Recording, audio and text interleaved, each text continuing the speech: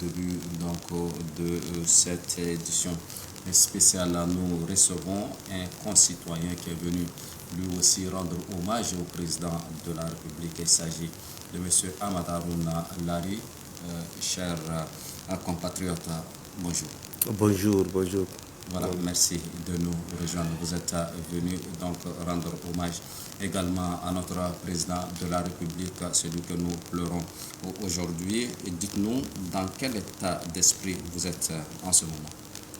Vraiment, je suis brisé et vraiment choqué, mais rien à dire parce que c'est notre président, quoi qu'on dise, il a des qualités comme il a des défauts, mais le moment n'est pas propice parce que le moment où le Tchad est menacé partout, qu'on fait face aux défis et le rayonnement international du Tchad qu'on voit, brusquement il est disparu. Cette disparition brusque et tragique, vraiment ça m'a brisé le corps comme tous les autres parce que nous ce qu'on a voulu c'est que le président, on va avoir la succession démocratique du président, qu'on va voir un président entrant, un autre sortant, ça nous fait plaisir.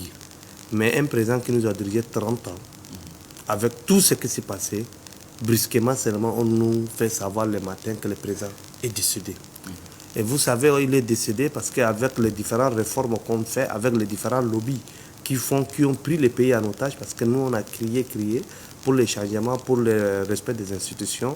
Bizarrement, lorsque le président meurt, on n'a même pas mis les institutions qui nous permettent la succession du président. Par exemple, je prends l'exemple du Sénat. Parce que la nouvelle constitution modifiée en 2020 dit clairement qu'en cas de vacances prolongées du président, constatées par la Cour suprême, c'est le président du Sénat qui va exercer l'intérim. Après ça, si le président du Sénat ne peut pas, c'est le vice-président du Sénat. Or, on est aujourd'hui dans un vide juridique. On n'a même pas le vice-président, on n'a même pas le Sénat. Et donc, du coup, on se retrouve orphelin. Orphelin de textes, orphelin de nos institutions, mais aussi orphelin du président qui a tout pris en main et il est décédé. Donc, vraiment, ça fait mal. Il faut dire, M. Ahmad, qu'aujourd'hui, le président de la République est décédé au lendemain de la proclamation des résultats des élections présidentielles de 2021 qui sont à sa faveur. Ce candidat qui a remporté au la main ces élections de 2021 avec un score de 79,32%. Comment peut-on comprendre que juste au lendemain de la proclamation des résultats, et il s'en va? C'est pourquoi je dis que je suis brisé. Comment on peut proclamer les résultats et le même jour on dit qu'il est mort? Parce que même l'élection, 6e mandat, vous avez vu comment a été la contestation, la société civile, les partis politiques. Même malgré tout, on a vu qu'il était le seul parce qu'on avait beaucoup commenté. Et cette élection est historique. Parce que quoi qu'on dise, cette élection est historique parce que les tenants, les baobabs de l'opposition ont boycotté. Et ce qui a permis aux candidats à feu maréchal les terrains pour que le peuple, ces candidats, ils ont choisi les candidats. Mais Dieu a voulu que même jour lorsqu'on proclame, il est décédé. Et donc lorsqu'il est décédé, vous avez vu la fragilité de nos institutions. On n'a pas des institutions fortes. Et depuis, on est là seulement à crier. Les gens, au lieu de faire quelque chose pour la nation, les différents lobbies font pour leur intérêt. Et on a vu les conséquences aujourd'hui. Et le président est mort. Les institutions, il n'y a pas des institutions solides. Et on est plongé sur ce que vous avez vu aujourd'hui. Mais nous, on espère que, même si quoi qu'on dise aujourd'hui avec le nouveau comité militaire qui est mis en place, même sur le contexte, il faut qu'il ait le courage de mettre un gouvernement civil qui va réunir les vrais acteurs. Et quel gouvernement? Parce que nous, aujourd'hui, on a constaté, même l'effet maréchal a été pris en otage par un lobby, par plusieurs lobbies, qui n'ont jamais voulu l'intérêt du Tchad, que c'est seulement leur intérêt et l'intérêt de leur groupe.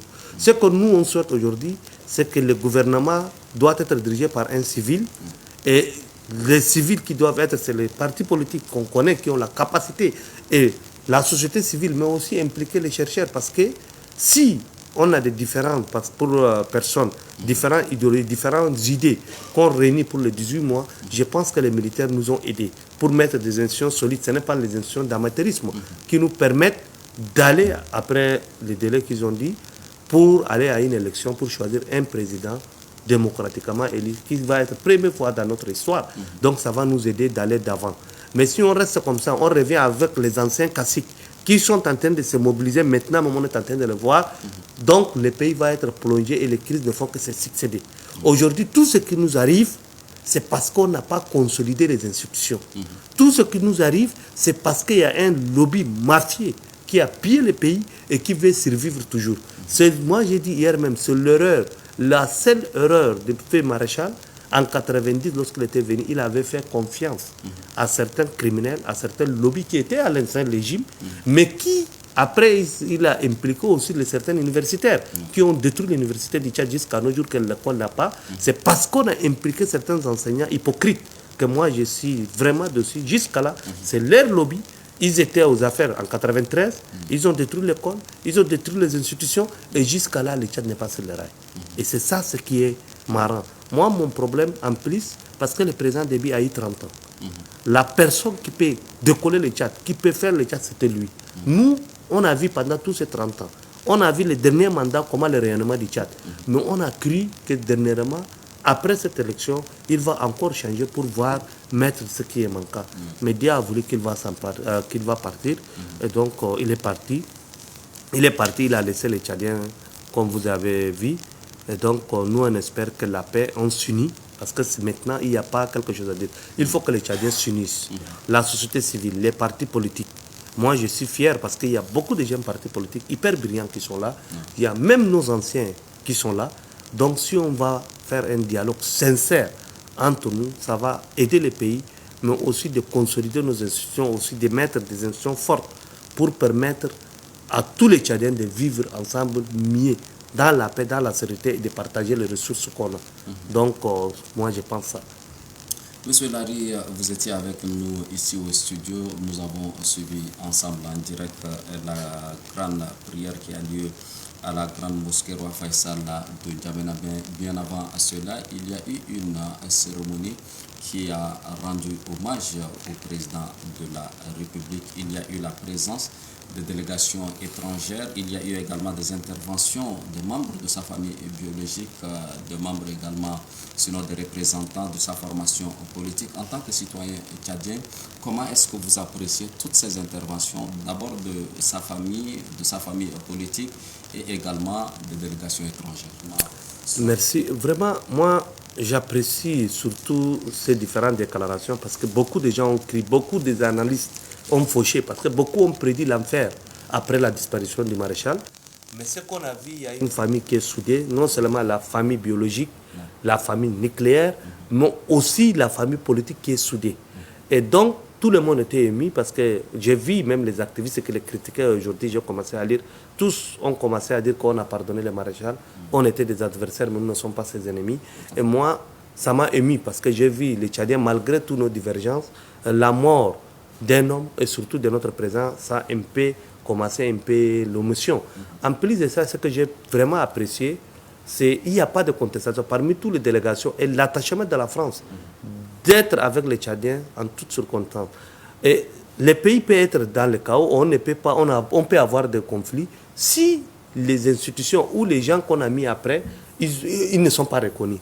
Mais dans ce cas d'espèce, le cas du Tchad est exceptionnel en Afrique. Parce qu'aujourd'hui, tous les pays qui sont venus, toutes les institutions régionales, sous-régionales, ils ont reconnu le CMT. Et c'est un acquis. Et donc, les CMT doivent comprendre. La reconnaissance aujourd'hui, ce n'est pas les cartes blanches données que vous faites n'importe quoi. Non. Ils ont la responsabilité devant l'histoire. Une fois du tout. Devant l'histoire, de réunir les Tchadiens. Parce que c'est une instance qui est là, que beaucoup ont crié. De réunir tous les Tchadiens sans distinction. Pas que laisser le lobby. Parce que je sais très bien si on dit réunir les partis politiques, il y a des lobbies qui copent les partis politiques qu'ils veulent. S'il s'agit de société civile, il y a chacun qui a son société civile dans les poches. Donc, c'est de réunir les Tchadiens de tous bords, sans exclure, y compris le groupe militaire, opposants armés et autres là, pour qu'on dialogue sincèrement, pour qu'on met en place des institutions solides, pour permettre dans les 18 mois d'organiser une élection libre et transparente et que l'armée entre dans les casernes. Moi, mon souhait, c'est ça, parce que la manière dont on a vu, on a l'espoir. Et cet espoir, moi, je crois, c'est dans les mains des CNT. C'est à eux de ne pas décevoir le peuple tchadien. Nous, les autres, on n'a pas le choix. Parce qu'on a vu la reconnaissance. On a vu comment ça se passe. Nous, on n'aime pas la guerre. On veut la paix. Et comme on veut la paix, il faut que nos militaires, comme c'est leur rôle régalien, de maintenir la paix et la sécurité, mais aussi d'entrer dans les casernes pour permettre à un civil de diriger le pays. Donc, on espère maintenant qu'un premier ministre civil, parmi les personnalités que les gens aiment, ce n'est pas parmi les personnalités qui ont toujours détruit le pays, parce qu'on connaît qui est qui dans ces pays. Il y a des hommes dignes qui n'ont pas sali les mains. Il y a des acteurs de la société civile, des partis politiques hyper compétents qui sont là. Donc, si on réunit, on amène des gens qu'on va s'unir, que les gens acceptent en toute transparence. On nomme ces gens, on va organiser l'administration publique et donc dans 18 mois, on organise une élection démocratique, libre et transparente. Donc moi, je pense que le CMT a accompli ce que personne n'a accompli. Donc c'est une lourde charte pour eux. Mais aussi, nous, en tant que société civile, moi, j'appelle, il faut qu'on n'aligne pas les faits parce que certaines personnes, pour leur propre intérêt, ces depuis étaient comme ça, ils ont cherché seulement à allumer les faits.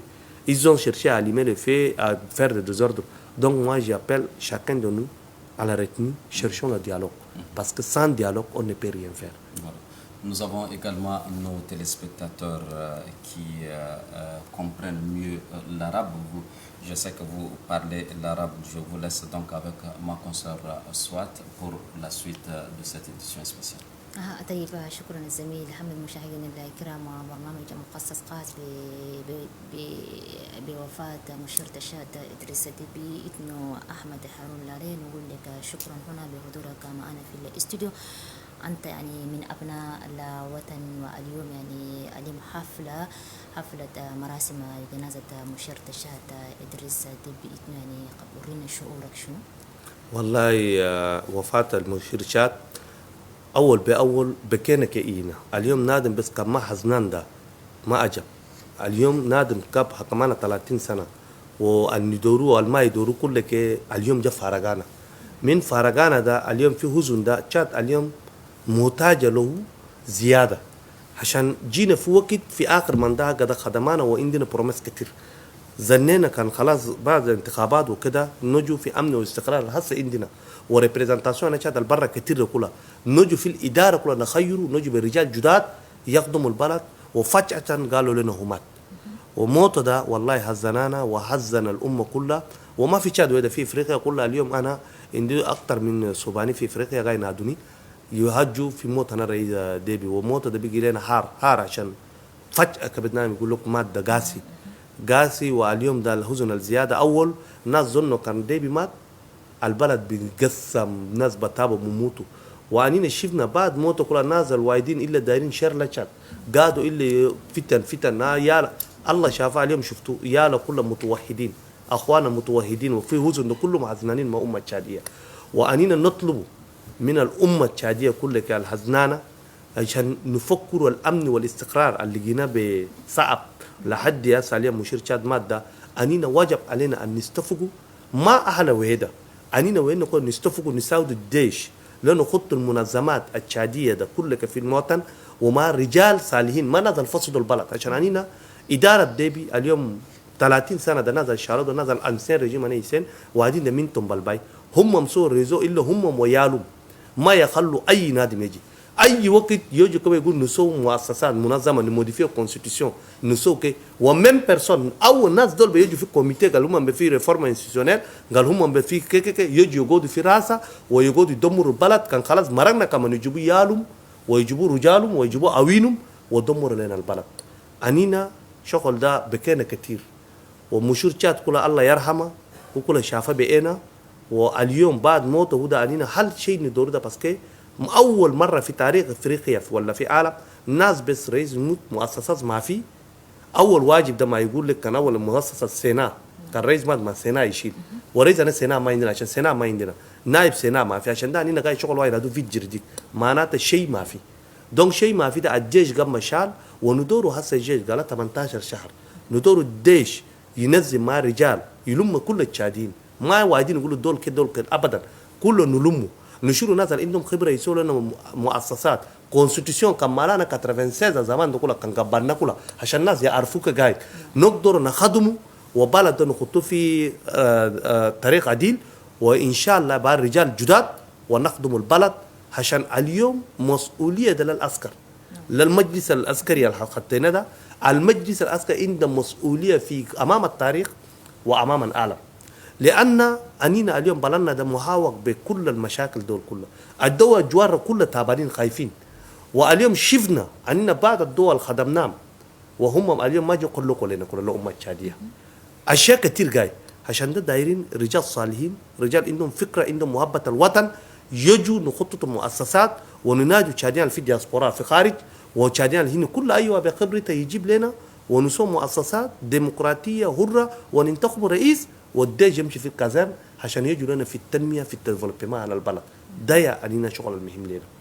طيب ما دام إذا هناك في ساحة الأمة يعني كثير من الحكومات كان حضروا في وفاة مشير تشاد إدريس ديب إنه أي واحد يعني قدم تعازي بالحرب، يعني لاحظت هناك شنو في ساحة الأمة بعض من الكلمات؟ والله شفنا أول بأول نشكر أكثر الرؤساء الجودة هنا أفريقيا دلوست، أفريقيا سنترال شفناه وجيراننا كلها وايدين ده ولا تعزية ولا ما يجونا. لكن الفرع اليوم أنا شفتها عشان أنتم المجلس العسكري في عالم كان قاطود ناس كتير يابو، ما أنا شفت الرؤساء ومنظمات الجودة كلها شكروا كلكم وحجوا في خيرات المرشير، وكل ريكوناتر معناته هم يعرفوا المجلس العسكري كممثل تشاد ورئيس المجلس العسكري كرئيس تشاد كله يعرفوا. والعجب الكلمة شال أقلي زيادة رئيس فرنسا قال أنينا تشاد ما نرضى لأي واحد يبرجنا، ما نرضى لأي واحد يشيل أرض في تشاد، أنينا ما تشاد ونحمو تشاد ونعمو مؤسسات تشاد. كلمة دي